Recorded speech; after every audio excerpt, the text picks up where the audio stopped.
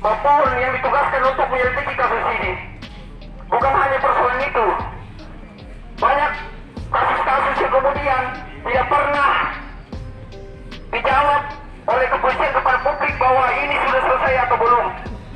Sedikit misal kita singgung Jogtikara, kita singgung Bentrok Wancani, kita singgung prostitusi, kita singgung sois, kita singgung, dan masih banyak yang lainnya. Misalnya mau saya sebutkan satu persatu, mungkin oknum kepolisian akan lama menunggu, dan saya yakin oknum kepolisian Polres Kota Palopo sudah memiliki catatan catatan kasus yang kemudian menjadi PR dari perpindahan Kapolres ke Kapolres baru, dan